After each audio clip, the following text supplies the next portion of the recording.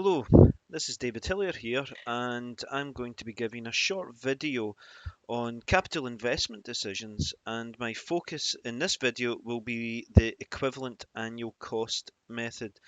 This method is very good when you have investments of unequal lives, or if you're looking to replace an existing asset with another asset, and you're then comparing the decision between the maintaining the existing asset for a period, or selling that asset and buying a new one.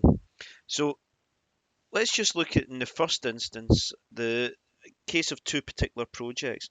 Now, this is where we're just dealing in costs. We're not looking at investments. So think about it as being a choice between buying a machine A that costs €500 up front and then lasts for 3 years, against machine B that costs a little bit more, but it lasts for 4 years.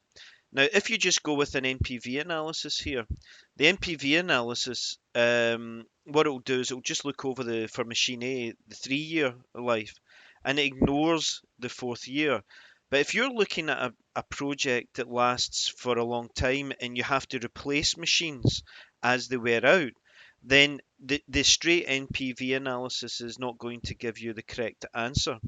So if you look at this, if we were just to go through the Npv on its own, then assuming a discount rate of 10%, you can see that machine A gives you a cost of, or a present value of cost of €798.42. Because machine B costs more and lasts for longer, the Npv method, which discounts all cash flows, shows that the present value of the cost is €916.99. So just using Npv in its own would lead you to say that machine A costs less than machine B. However, because you're going to have to replace machine A in year 4, this doesn't give you the correct solution. So we need to adapt this method, and the method that you use is called the equivalent annual cost method. Now, effectively, what we do here is we say, well, what this if we look at machine A, the 798.42 euros is effectively the present value of this cash flow stream that lasts for 3 years. So what we can do is we can say, well, given that this is a present value of a 3 year cash flow stream, what is the equivalent annual cost to this machine over the 3 year period? Or what is the 3 year annuity payment for a present value of 798.42 with a discount rate of 10%? And the equivalent annual cost method effectively calculates the annual annuity payment and then compares both. So if we just do that just now, what we're going to do is we're going to compare the projects on a like-for-like basis. And the way we do that is by estimating the annual annuity payment. So for machine A, we have the Npv equal to 798.42, and the life of that machine is 3 years. In machine B, the Npv is €916.99, and the life of that machine is 4 years. So we want to find C, the equivalent annual cost of each machine, or in terms of my, in using the conventions of my earlier videos, it's the annuity payment. So let's look at machine A first. Machine A has an Npv equal to 798.42, a net cost, present value of costs of that amount. We have a 3 year life. The discount rate is 10%, so we can calculate the annuity factor. We can use that using tables, or just using the formula. And we then solve for C. So that's the annuity payment that you're solving for. So this is the 3 year annuity factor at a discount rate of 10%. This is the present value. So this allows us to calculate the annual equivalent cost. Now that annual equivalent cost is a 3-year annuity of 321.05. So what we can say is that 3-year annuity of 321.05 is equivalent to this cash flow stream here. It has the same net present value. Now what we're going to do is we're going to compare this annual cost, equivalent annual cost, to machine B's equivalent annual cost. So we're using the same method. Machine B has a net present value of cost of 916.99. It has a life of 4 years. The discount rate's the same, and so we then find an annuity factor of 3.1699, which allows us to calculate a 4-year annuity payment of 289.28. So that C is a 4-year annuity payment. It lasts for 4 years, but the annual payment here is 289.28. Now, going back to this 3-year project, we would be assuming at the end of year 3 that we would buy a new machine to replace the old machine, since that's how long it lasts. So effectively, this equivalent annual cost will go on for as long as the project. Similarly, this equivalent annual cost will go for as long as the project. So we're comparing like with like here. We're comparing the equivalent annual cost of two methods. And if you look at that, you see that machine A has an equivalent annual cost of 321 euros compared to machine B that has a lower equivalent annual cost of 289 euros.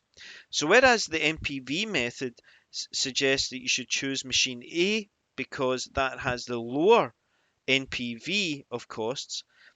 But because this machine has a different life to machine B and it has to be replaced, we actually find that the equivalent annual cost method gives us a lower value for machine B. So we should choose machine B. So that's the equivalent annual cost method. This works when you have to continually replace machines when they die. But if you have a situation where you cannot replace a machine, so what you're actually doing then is comparing between two mutually exclusive projects. So if you can't replace a machine, then effectively machine A has only 3 years of costs, but it will only have 3 years of revenues. Whereas machine B has 4 years of cost, but 4 years of revenues.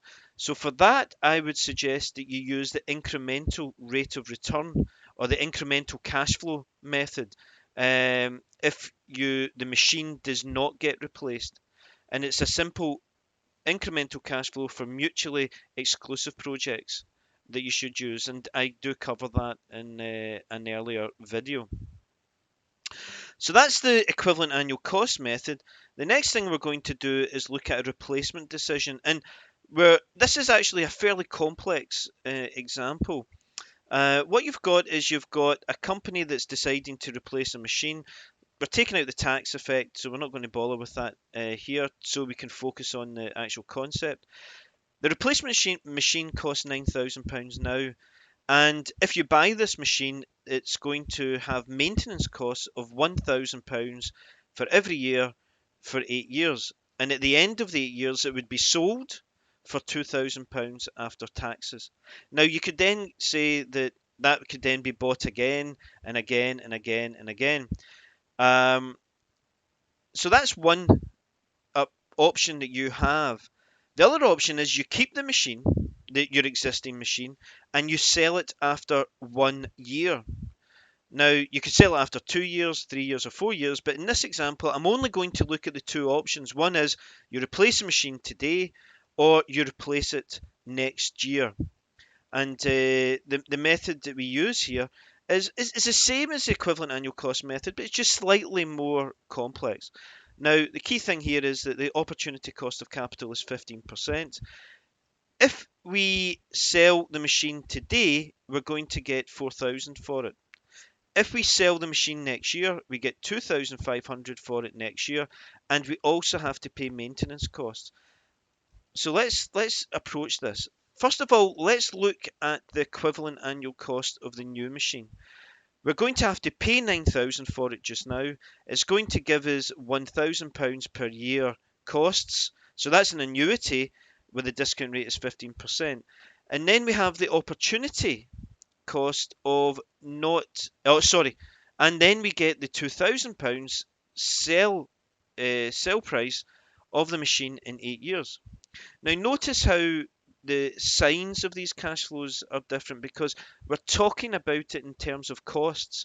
So the costs are treated as positive in this example, and the money we get in the future from selling the machine is treated as a negative. We just need to be consistent with the cash flows and the signs. So if we work out the present value of these costs, it's 9,000 today, so there's no discount there. This is an 8-year annuity of £1,000 per year, and then this is the present value of these costs, and we end up getting the total present value of the cost is 12,833. So what's the annual equivalent, the annual equivalent cost or the equivalent annual cost here? Well, it's an 8-year annuity. The present value is 12,833. The discount rate is 15%. So using the formula that we used in the previous example, we have an equivalent annual cost for the new machine of 2,860. Now we need to compare this with the decision to delay selling the machine till next year. So if we keep the machine from next year, we're going to incur a maintenance cost of £1,000, and we're going to assume that it occurs at the end of the year, just to keep things simple. You're also going to receive £2,500 in 1 year time, and that's an inflow. So again, we have to be consistent with the costs that we're incurring.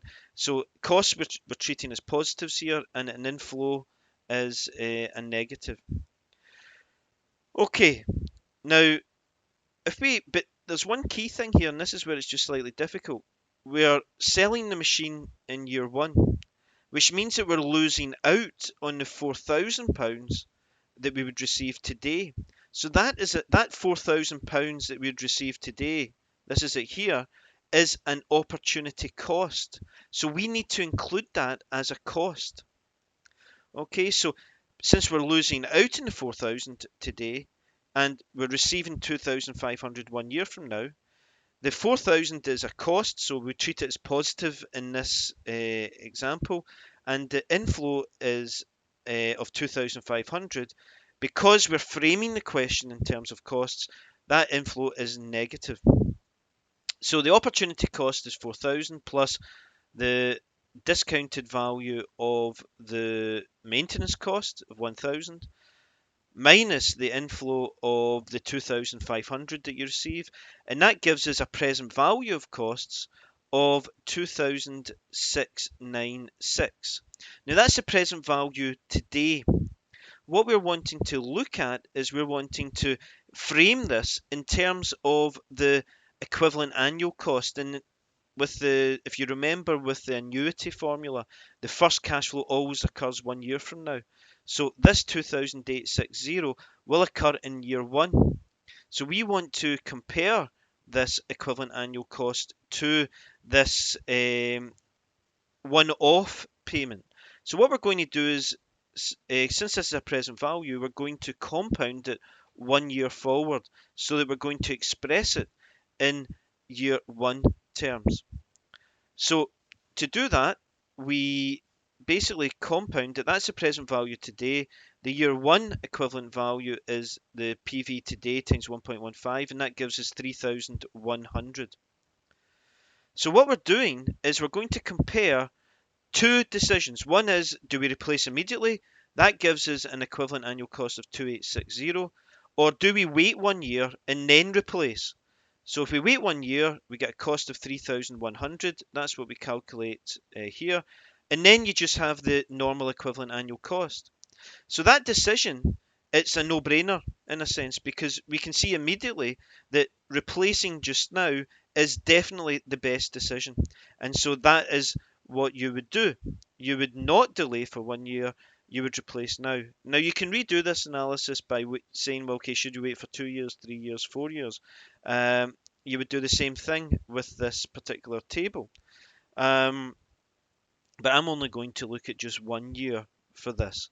So what we do here is we've got the equivalent annual cost method, and it's good when you have projects of unequal lives, and it's also good for replacement decisions and deciding whether you should delay. So hopefully this provides some insight into the equivalent annual cost method, and that will finish my coverage of Chapter 7 of Corporate Finance, and future videos will now move on to Chapter 8. Thank you very much.